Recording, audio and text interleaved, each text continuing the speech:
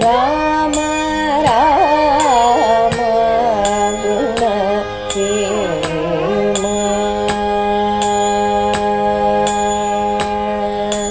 ರಾಮ ರಾಮ ಗುಣ ಸೇಮ. ಶ್ರೀಮತೆ ರಾಮಾನುಜಾಯ ನಮಃ. ಲೋಕಾಭಿರಾಮಂ ರಣರಂಗಧೀರಂ ರಾಜೀವನೇತ್ರಂ ರಘುವಂಶನಾಥಂ ಕಾರುಣ್ಯರೂಪಂ ಕರುಣಾಕರಂತಂ ಶ್ರೀರಾಮಚಂದ್ರಂ ಶರಣಂ ಪ್ರಪದ್ಯೆ. ಕೂಜಂತಂ ರಾಮ ರಾಮೇತಿ ಮಧುರಂ ಮಧುರಾಕ್ಷರಂ ಆರುಹ್ಯ ಕವಿತಾ ಶಾಖಾಂ ವಂದೇ ವಾಲ್ಮೀಕಿ ಕೋಕಿಲಂ. ಪುಣ್ಯಾಂಭೋಜ ವಿಕಾಸಾಯ ಪಾಪಧ್ವಾಂ ತಕ್ಷಯಾಯ ಚ ಶ್ರೀಮಾನ್ ಆವಿರ್ಭೂದ್ಭೂಮೌ ರಾಮಾನುಜ ದಿವಾಕರಃ ತೃಣೀಕೃತ ವಿರಂಜಾದಿ ನಿರಂಕುಶ ವಿಭೂತಯಃ ರಾಮಾನುಜ ಪದಾಂಭೋಜ ಸಮಾಶ್ರಯಣ ಶಾಲಿನಃ.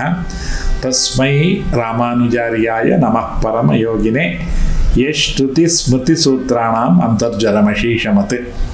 ಸೀತಾರಾಮ ಲಕ್ಷ್ಮಣರು ಚಿತ್ರಕೂಟದಿಂದ ಹೊರಟು ಅತ್ರಿ ಮಹರ್ಷಿಯ ಆಶ್ರಮಕ್ಕೆ ತಲುಪ್ತಾರೆ. ಅತ್ರಿ ಮಹರ್ಷಿಗಳು ಮಹಾತಪಸ್ವಿಗಳು, ಸಪ್ತ ಋಷಿಗಳಲ್ಲಿ ಒಬ್ಬರು. ಇವರಿಗಿಂತ ಇವರ ಪತ್ನಿ ಮಹಾತಪಸ್ವಿನಿ, ಅವಳೇ ಅನಸೂಯ ದೇವಿ. ಅನಸೂಯ ದೇವಿ ಸಪ್ತ ಪ್ರತಿವ್ರತೆಯಲ್ಲಿ ಒಬ್ಬಳು. ಅತ್ರಿ ಮಹರ್ಷಿಗಳು ಅನೇಕ ವರ್ಷಗಳ ಕಾಲ ತಪಸ್ಸು ಆಚರಿಸಿದ್ರು. ಅವರ ತಪಸ್ಸಿಗೆ ಮೆಚ್ಚಿ ತ್ರಿಮೂರ್ತಿಗಳು ಪ್ರತ್ಯಕ್ಷ ಆಗ್ತಾರೆ. ಏನು ಬರಬೇಕು ಅಂತ ಕೇಳ್ತಾರೆ. ಆಗ ಅತ್ರಿ ಮಹರ್ಷಿಗಳು ಹೇಳ್ತಾರೆ, ನೀವು 3 ನನ್ನ ಪುತ್ರರಾಗಿರಬೇಕು, ಹಾಗೆ ಆಗಲಿ ಅಂತ ಆಶೀರ್ವದಿಸ್ತಾರೆ. ಅತ್ರಿ ಮತ್ತು ಅನಸೂಯ ದೇವಿಯ ಪುತ್ರನೇ ದತ್ತಾತ್ರೇಯ. ಮಹಾವಿಷ್ಣುವಿನ ಅವತಾರವಾಗಿ ದತ್ತಾತ್ರೇಯ ಅವತರಿಸ್ತಾರೆ. ಸೀತಾರಾಮ ಲಕ್ಷ್ಮಣರು ಅತ್ರಿ ಮಹರ್ಷಿಗಳ ಆಶ್ರಮಕ್ಕೆ ಬಂದರು. ಪೂಜ್ಯರಾದಂತಹ ಅತ್ರಿ ಮಹರ್ಷಿಗಳು ತನ್ನ ಮಗನಂತೆ ರಾಮನನ್ನು ಬರಮಾಡಿಕೊಂಡ್ರು, ಸತ್ಕರಿಸಿದ್ರು. ಆಮೇಲೆ ಎಲ್ಲರನ್ನ ಕುಳ್ಳಿರಿಸಿ ಪರಮ ಪವಿತ್ರಳು ತಪಸ್ವಿನಿಯೂ ಆದಂತಹ ತನ್ನ ಪತ್ನಿ ಅನಸೂಯ ದೇವಿ ಬಗ್ಗೆ ಅತ್ರಿ ಮಹರ್ಷಿಗಳು ಹೇಳ್ತಾರೆ. ರಾಮ, ಹಿಂದೆ ಒಮ್ಮೆ 10 ವರ್ಷಗಳ ಕಾಲ ಅನಾವೃಷ್ಟಿಯಾಯಿತು, ಲೋಕವೆಲ್ಲ ಸುಟ್ಟೋಯಿತು. ಆ ಸಮಯದಲ್ಲಿ ಈ ಅನಸೂಯ ದೇವಿ ತನ್ನ ತಪಸ್ಸಿನ ಪ್ರಭಾವದಿಂದ ಋಷಿಗಳ ಆಹಾರಕ್ಕಾಗಿ ಹಣ್ಣು ಹಂಪಲನ್ನೆಲ್ಲ ಸೃಷ್ಟಿಸಿದ್ಲು.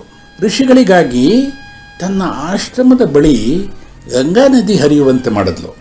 10,000 ವರ್ಷಗಳ ತಪಸ್ಸು ಮಾಡಿದ್ಲು ಈ ತಪಸ್ವಿನಿ. ದೇವ ಕಾರ್ಯಕ್ಕಾಗಿ ಒಮ್ಮೆ ಅನಸೂಯ 1 ರಾತ್ರಿಯನ್ನು 10 ರಾತ್ರಿಗಳಷ್ಟು ದೀರ್ಘ ಮಾಡಿಬಿಟ್ಲು. ಒಮ್ಮೆ ಸೂರ್ಯನನ್ನೇ ಉದಯಿಸದಂತೆ ಮಾಡಿದ್ಲು.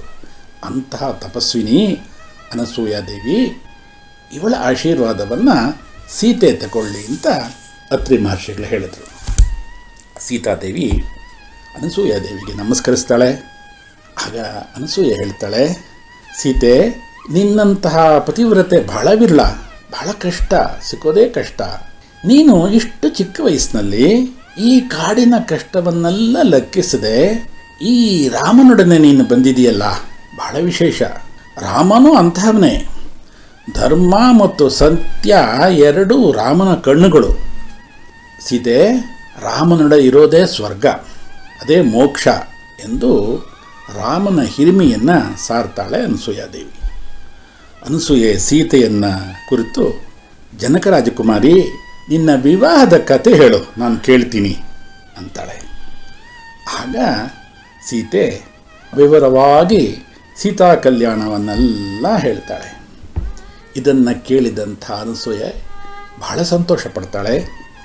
ಆಗ ಸೀತೆಗೆ ಅತ್ಯಂತ ಉತ್ತಮವಾದಂತಹ ರೇಷ್ಮೆಯ ವಸ್ತ್ರವನ್ನು, ದಿವ್ಯವಾದಂಥ ಆಭರಣಗಳನ್ನು, ಯಾವಾಗಲೂ ಬಾಡದೇ ಇರುವಂಥ ಹೂಗಳನ್ನು, ಸುಗಂಧಯುಕ್ತವಾದಂತಹ ದ್ರವ್ಯಗಳನ್ನೆಲ್ಲ ಸೀತೆಗೆ ಕೊಟ್ಟು ಅದಷ್ಟನ್ನು ತಾನೇ ಸೀತೆಗೆ ಅಲಂಕರಿಸ್ತಾಳೆ.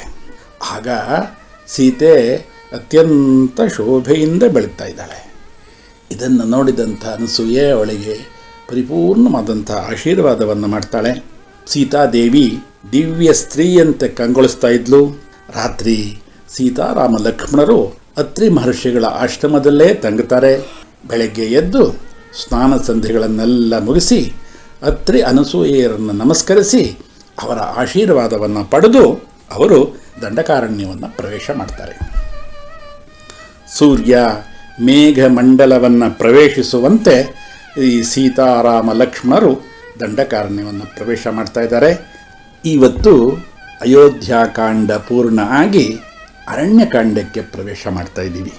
ಬಾಲಕಾಂಡದಲ್ಲಿ ಪರತತ್ವ ನಿರೂಪಣೆ ಆಯಿತು. ಅಯೋಧ್ಯಾಕಾಂಡದಲ್ಲಿ ಆ ರಾಮನ ಎಲ್ಲ ಗುಣಗಳ ಪ್ರಕಾಶ ಆಯಿತು. ಅರಣ್ಯಕಾಂಡದಲ್ಲಿ ಶರಣಾಗತ ರಕ್ಷಣೆಯೇ ಪರಮಧರ್ಮ ಅನ್ನುವಂತಹ ತತ್ವವನ್ನು ರಾಮ ಪ್ರಕಾಶಪಡಿಸ್ತಾನೆ. ಅದನ್ನು ನಾಳೆಯಿಂದ ನಾವು ರಾಮಕಥೆಯನ್ನು ಕೇಳೋಣ. ನಾಳೆ ಮುಂದಿನ ರಾಮಕಥೆ. ಲೋಕ ಸಮಸ್ತ ಸುಖಿನೋ ಭವಂತು. ಶ್ರೀಮತೆ ರಾಮಾನುಜಾಯ ನಮಃ.